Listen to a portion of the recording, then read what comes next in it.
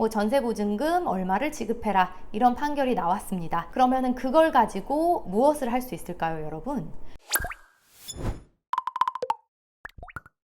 안녕하세요, 여러분. 장명진 변호사입니다. 오늘은 가사 사건 말고 부동산 사건 얘기 조금 더 들려드릴까 합니다. 저번에 제가 1탄 이제 전세금 반환 소송 준비하기 위해서 어떤 걸 해야 되는지 이런 거를 말씀드렸습니다. 물론 이제 계약 해지 사유에는 여러 가지가 있어요. 이제 만기가 됐을 때 해지 통보를 할 수도 있는 거고, 문제가 있다, 내가 그 집에서 살 수 없는 문제가 이제 뭐 집 안에서 뭐 엄청난 문제가 생겼다, 물이 너무 새거나 어떤 문제 때문에 내가 집에서 살 수 없을 정도로 집이 망가졌다, 뭐 이런 경우에도 해지 사유가 될 수 있고, 그런데 이제 대부분의 경우 만기가 되어서 이제 해지하시는 경우가 많기 때문에 제가 그 예를 좀 들여서 설명을 드렸었던 걸로 기억을 합니다. 그래서 만기가 일단 되어야 하고, 또 우리가 만기 되기 전에 법에서 규정한 일정 시점 안에 또 해지 통보를 해야 하고, 이런 것들이 필요합니다. 그래서 그런 거를 소송 전에 꼭 준비를 당사자가 해주셔야 하는 부분입니다. 그리고 오늘은 두 번째로 2탄 소송 이야기, 그리고 그 후에 집행 이야기를 간단하게나마 좀 들려드리려고 합니다. 일단은 우리가 소송을 진행하게 된다, 만기가 된 케이스라고 해볼게요. 그래서 만기가 됐고 내가 적절한 이제 시점 안에 해지 통보도 했습니다. 그래서 이제 소송을 할 수 있어요. 소송을 하시기 시작하셨다면 사실은 큰 문제 없이 소송은 종결이 될 것입니다. 왜냐면 이제 대부분 집주인들이 대고 있는 핑계랄까? 그런 것들이 이제 무엇일까요? 집주인분들께서는 다음 후속 임차인이 구해지지 않았는데 내가 현금이 어디 있겠냐, 그런 얘기를 많이들 하시죠. 그래서 사실은 후속 임차인이 구해지면 모두가 해피엔딩, 모두가 좋지만 그렇지 않은 경우가 많아서 이제 이런 소송이 또 생기곤 하는데요. 이게 사실은 근데 임대인과 임차인이 서로 권리도 있고 의무도 있는 관계예요. 그래서 우리가 임차인으로서 전세금 반환 소송을 건다고 해서 이제 판결 주문이 임대인은 임차인에게 얼마를 지급해라 이렇게 나오지는 않습니다. 왜냐하면 여러분, 동시이행 의무라고 들어보셨을까요? 서로 둘 다 동시에 이행해야 할 의무가 있는 상황인 거예요. 그래서 임대인의 경우는 어떤 권리와 의무가 있을까요? 임대인의 경우는 일단 목적물을 인도받을 목적물 반환 청구권이 있고요. 그래서 내 집을 내놔야 되겠죠, 이제 임차인이. 그리고 내 의무는 전세금을 반환해줘야 할 의무가 있겠죠. 그래서 전세금 반환 의무가 있습니다. 반대로 임차인의 경우에는 전세금을 반환받을 수 있는 권리가 있고, 어떤 의무가 있을까요?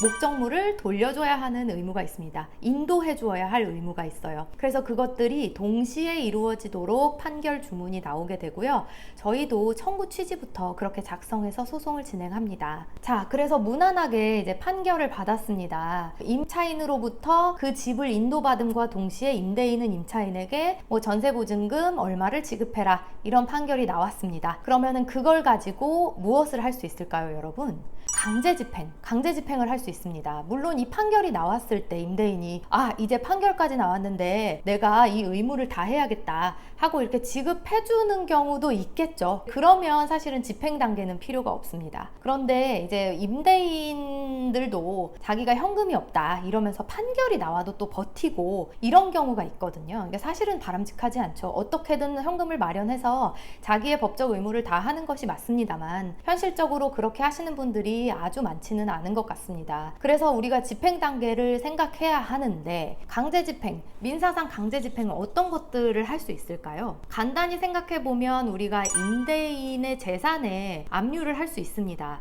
그런데 여러분, 임대인이 내가 이제 현금이 없어가지고 돈을 못 돌려주고 있다 이런 상황인데, 임대인의 통장을 우리가 압류한들, 우리가 뭐 전세보증금이 그냥 2억 원이라고 칠게요. 그러면 2억이라는 현금을 임대인이 보유하고 있을까요? 자기 통장에?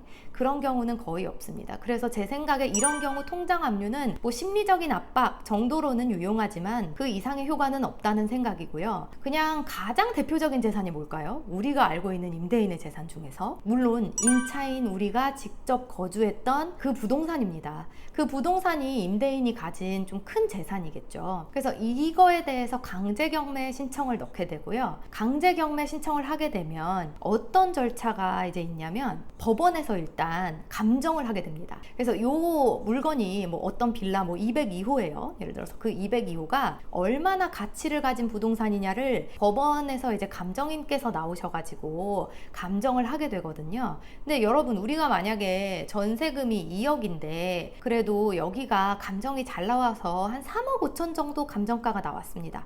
그렇게 되면 좋은 거예요. 왜냐면 감정가에서부터 이제 매각이 시작되는데 유찰이 되더라도 내가 보전받을 수 있는 금액이 좀 확실하게 보장이 되는 거잖아요. 대부분 유찰은 한 20% 정도 생각하시면 되거든요. 한 번 유찰될 때마다. 그러면 만약에 반대로 내가 전세금 2억 원에 살고 있는데 감정가조차 1억 8천에 나왔어요. 그렇게 되면 내가 이게 경락을 누군가 받더라도 내 돈 2억 원을 전부 회수할 수 없는 위험성도 발생하게 되겠죠. 물론 법적으로는 경매 단계에서 내가 2천만 원 덜 받았어요. 그렇다고 하더라도 내가 임대인에 대한 내 2천만 원의 채권이 소멸하는 것은 아닙니다. 다만 이제 임대인의 다른 재산을 찾아야 하는 문제, 이런 것들에 봉착할 수는 있겠습니다. 그래서 강제 경매 신청을 이제 하고 난 이후에는 감정이 되는데 그 감정가는 높게 될수록 좋다, 이런 얘기 좀 드리고 싶고, 그 다음에 이제 배당 요구 종기라는 게 또 잡혀요. 법원에서 그런 걸 잡거든요. 그래서 그게 뭐냐 하면, 임대인의 요런 큰 재산이 이렇게 강제 경매에 나왔으니 임대인의 다른 채권자가 있다면 배당받고 싶은 사람은 신고를 해라,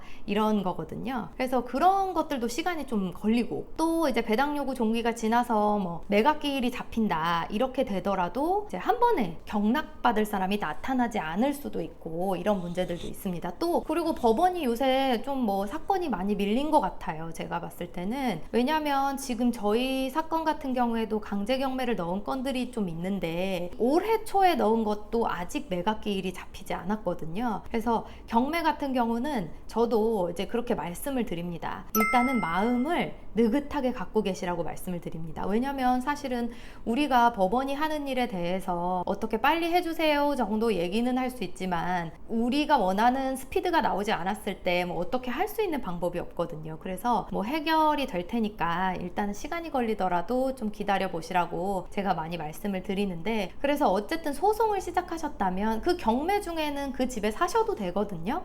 그러니까 이제 소송을 시작하셨다면, 아, 내가 여기 조금 머물더라도 시간이 좀 걸리더라도 해결을 하는 게 우선이고 시간은 조금 걸릴 수 있다, 이렇게 좀 마음을 느긋하게 좀 갖고 계시는 게 중요합니다. 그래서 이제 소송은 무난하게 그렇게 끝날 것이고, 그 다음에 이제 뭐 강제 집행은 주로 그 부동산에 대한 이제 강제 경매 신청의 방법으로 또 하게 된다, 이런 것들을 제가 오늘 말씀을 드렸습니다. 이게 가장 기본적인 거지만 핵심적인 거고요. 한번 여러분께서도 전세금 반환 소송 고민하실 때 이 개요를 한번 들어보시면 조금 더 이해가 쉬우실 것입니다. 그래서 오늘은 전세금 반환 소송 이야기, 또 그리고 집행 이야기 한번 들려봐 드렸고요. 아주 자세하게는 저도 시간 때문에 말씀드릴 수가 없지만 전세금 반환에 관련된 여러 가지 이슈들에 대해서 저는 소송을 많이 해봤거든요. 그러니까 편하게 한번 저희 사무소로 문의해 주셔도 괜찮습니다. 그래서 저희 사무소로 전화하시면 저희 과장님이 굉장히 친절히 응대해 주실 거니까 너무 부담 갖지 말고 전화해 주셔도 됩니다. 그러면 전세금 반환 소송 이야기 2탄 오늘은 여기서 마무리해 보겠습니다. 여러분 감사합니다. 구독과 좋아요 부탁드릴게요.